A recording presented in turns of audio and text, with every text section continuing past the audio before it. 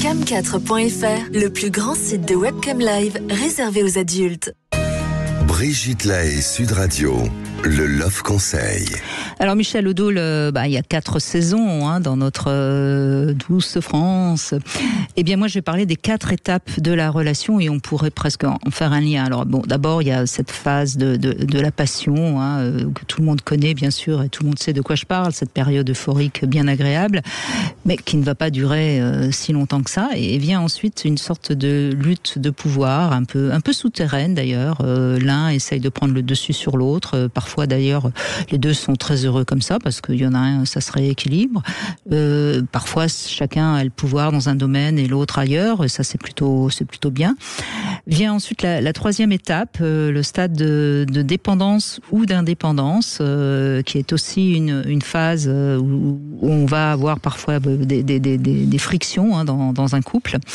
Et vient ensuite ce qu'on appelle la période de tiédeur ou de tendresse, mais qui est quand même aussi une période un peu de tous les dangers, puisque c'est le moment où le couple peut peut-être ne plus avoir trop le sentiment d'être en amour, comme diraient les Canadiens, et c'est après ces quatre étapes qu'on sait si le couple est encore viable ou pas, puisque un couple viable, ce sera un couple qui se retrouve pour de nouveaux projets, de nouveaux objectifs, voilà. Et ces 4 étapes, elles surviennent en général entre 3 et 7 ans, et on sait qu'il y a beaucoup de couples qui se séparent au bout de 3 ans ou au bout de 7 ans aussi.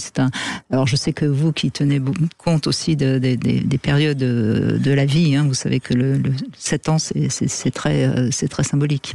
Bien sûr, oui, mais c'est tout à fait ça. C'est-à-dire que, vous savez, il y a une grande idée de fond qui permet un petit peu de résumer ça, c'est que le couple est un compromis, mais pas une compromission. C'est-à-dire une capacité à retrouver un chemin ou une direction qu'on partage, chacun la déclinant à sa façon, et que l'ingrédient essentiel, comme on cuisine pour ça, c'est le respect de soi et de l'autre.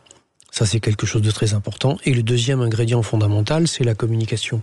À partir du moment où les choses sont dites comme il convient, bien sûr. À partir du moment où il y a un respect qui est un respect mutuel, on passe les étapes sans problème. Et l'idée, elle est vraiment que c'est pas quelque chose de naturel, c'est quelque chose qui se construit, c'est quelque chose qui demande de la présence, de l'investissement, de la conscience et de la confiance.